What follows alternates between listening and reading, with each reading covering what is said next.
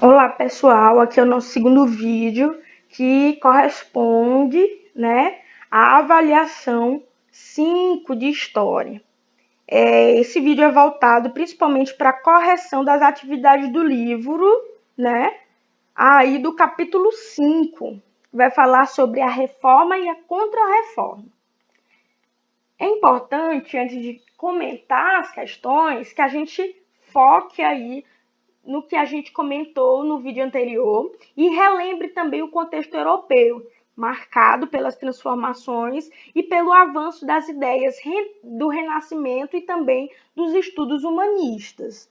Vamos aí para a página 324, onde a primeira questão, eles colocam um texto onde eles querem que a gente coloque as palavras que estão faltando. A gente percebe aí que durante o Renascimento houve uma aceleração no processo de quê? De transformação da sociedade europeia. Antes da invenção da prensa de Gutenberg, a maior parte de quê? Dos livros europeus eram produzidos por meio de cópias escritas à mão. Erasmo de Roterdã defendia que a Bíblia ela deveria ser o quê? Ela deveria ser interpretada pelos próprios fiéis. O pensamento qual era o pensamento da época? Era o pensamento humanista. Ele contribuiu para a diminuição aí do poder da igreja durante a época do Renascimento. Não precisa comentar, né, gente? Aí não precisa comentar, porque aí já está resumindo já um pouco de tudo. A segunda questão é uma pergunta voltada a essa invenção de Gutenberg e de que forma contribuiu, A gente percebe que com a invenção da prensa, o processo de tradução dos livros, ele se tornou mais rápido e mais barato, e com isso contribuiu também para que aumentasse a circulação dos livros e também a difusão de conhecimento. Então, tudo aquilo que era principalmente voltado para as classes altas ou concentrado ali principalmente no clero, com a prensa, o conhecimento passou a ter mais facilidade de divulgação, E isso facilitou bastante essas novas ideias no período. Temos aqui, eu coloquei algumas imagens, essa imagem aqui, produzida por Leonardo da Vinci, representa muito bem a época onde as ideias eram voltadas principalmente ao homem, ao indivíduo, ao antro. Então, eles começavam a denunciar e começavam a perceber que o mundo ele estava em transformação e tudo aquilo que era divino era deixado de lado e agora eles se concentravam principalmente na ideia de que o homem era também um ser pensante, um ser de ideias, E com a prensa, é nesse momento de renascimento e de ascensão das ideias humanistas que também vai surgir as ferrenhas críticas, à Igreja Católica e à sua concepção de mundo. E é também a partir da prensa que essas denúncias elas começaram a ser circuladas em toda a Europa. A segunda questão, a terceira questão, na verdade, perdão, aí é a terceira, viu, pessoal? Com a valorização aí do indivíduo, no Renascimento, o que contribuiu para que o papel da igreja fosse repensado? Com a valorização do homem, Como eu já falei para vocês, no Renascimento houve o quê? A intensificação da fé individual. O homem é um ser pensante, Ele tem livre acesso, talvez, ao divino, ao Criador, e ele não iria necessitar dessa intermediária, A intermediária entre o homem e Deus, que seria a igreja.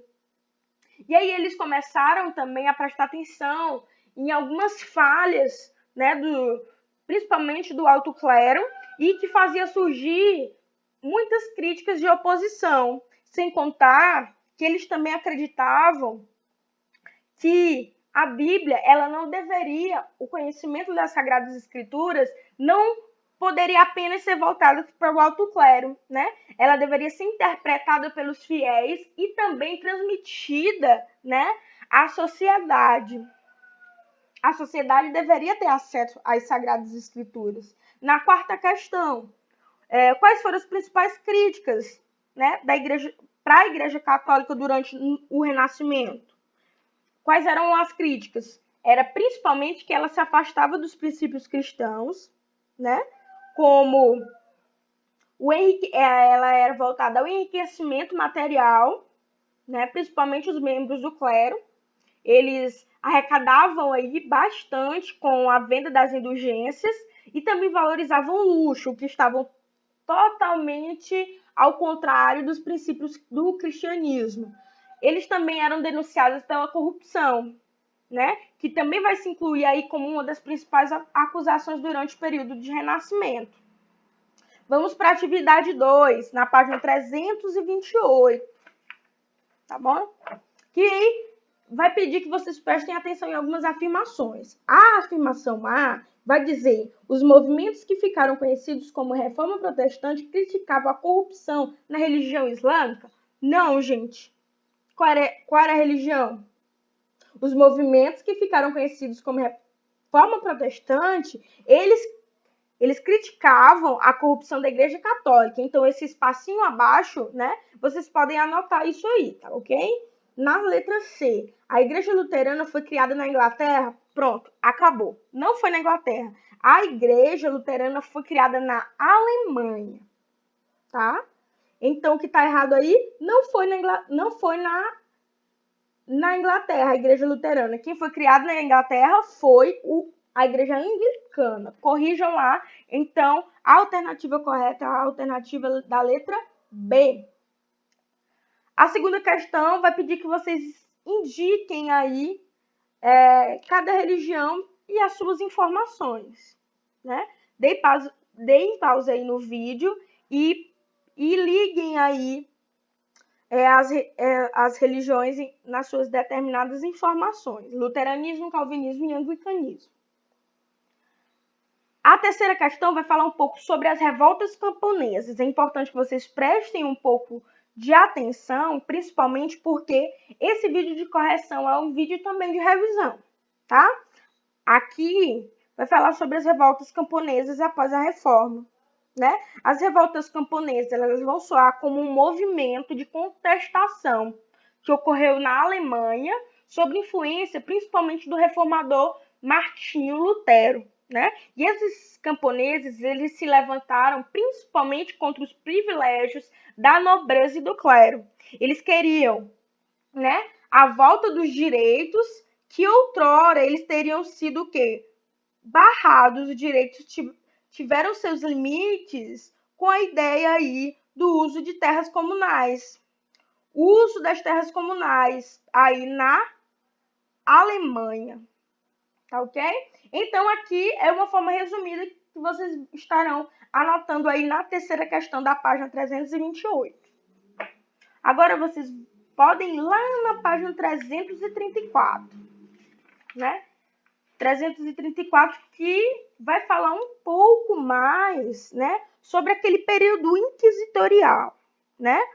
Um período aí pós-reforma, né? A gente vai ter um texto aí que vai falar um pouco sobre um documento que foi criado pela Igreja Católica, né? Entre o período de 1559 e 1966, né?